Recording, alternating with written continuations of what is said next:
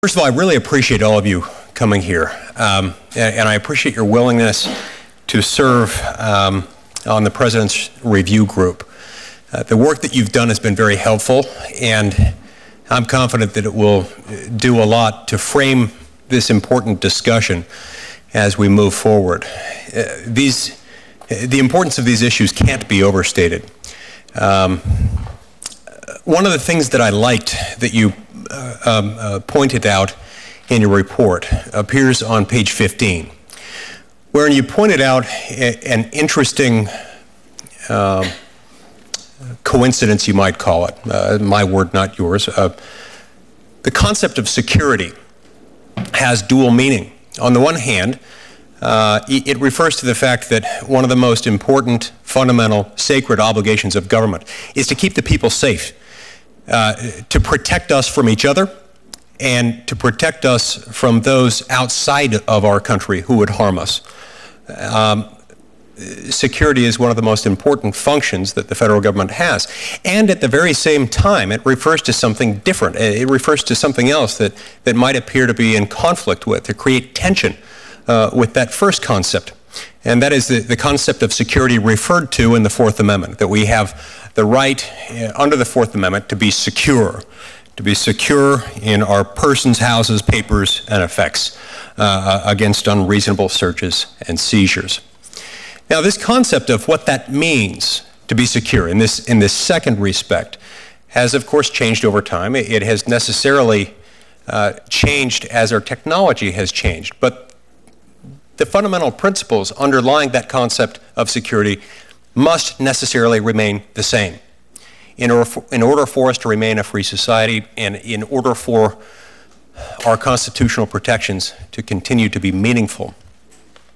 One of the things that we have struggled with as a Congress, and that we struggle with really as a country as a whole, relates to the fact that where we keep our papers and what our papers are has changed, especially in the last few years.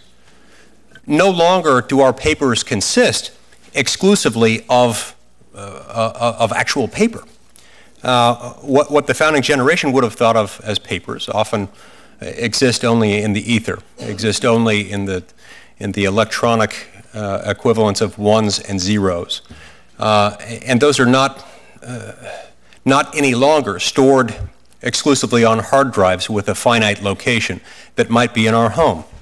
A lot of the time they exist only in a cloud somewhere, and yet these pieces of information, these papers or effects or whatever you want to call them, in many instances are things in which we have, or at least reasonably should have, an expectation of privacy that is reasonable, to say the very least.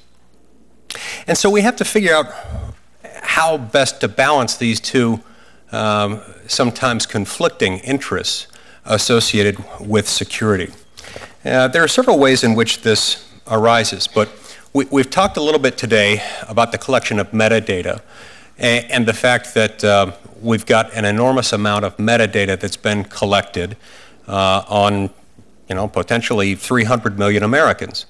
The government notes that it has in place a rigorous review process that must be followed before anyone accesses this database containing metadata on basically every American. What concerns me about that is the fact that these are basically internal operating procedures. And so what is a policy today, which may well be followed religiously for all I know today, could change tomorrow.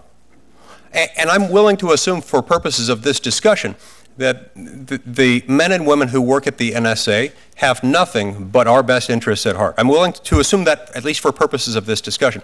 That might not be the case a year from now, or 4 years from now, or 10 years from now, or 40 years from now. In fact, we've seen this movie before. We know how it ends.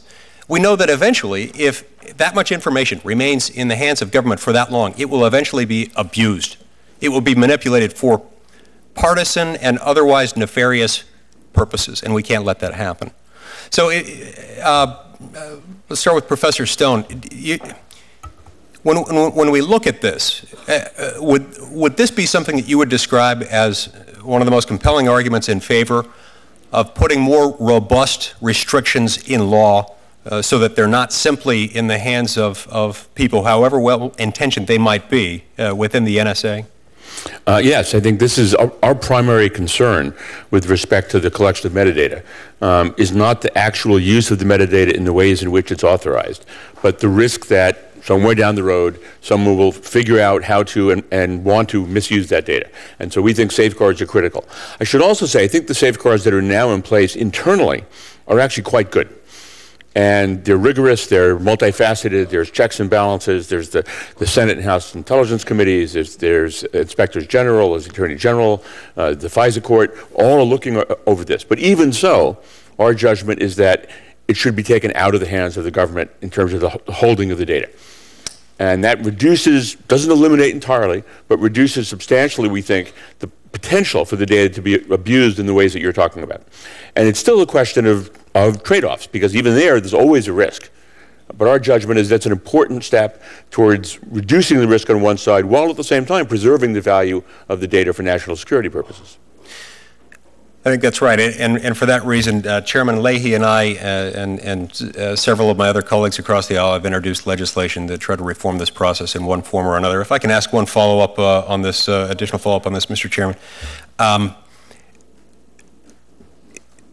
Some have suggested that it would simply be infeasible, categorically infeasible, ever to require a court order as a condition precedent for performing a query of the government database. And let's assume, for purposes of this discussion, that the data set will remain, at least does remain for the time being, in the possession of the government, and that we're not going to move to a different system in which the government doesn't have possession. The argument frequently arises, you can't possibly require any kind of a court order as a condition precedent for querying that database, even where you've got U.S. citizens involved in the query, because it would just take too much time. Do you know of any reason why that should necessarily be the case, or why that would unavoidably be the case, why we couldn't get around that by perhaps creating additional FISA court positions? Well, I mean, we find that wholly unconvincing. I mean, our view is that there are practical realities about it. If you're going to add the burdens to the FISA court, you've got to add resources, you've got to add judges or magistrate judges if necessary, but that there's no reason why the argument about getting a court order for a query of the metadata is any more impossible than it is to get a search warrant to search a home. Fundamentally, this is what we do all the time, and there are great protections in having judges oversee this, and there's no good reason why this should not be adopted in this context as well. Thank you. Thank you, Professor. Thank you, Chairman. And Senator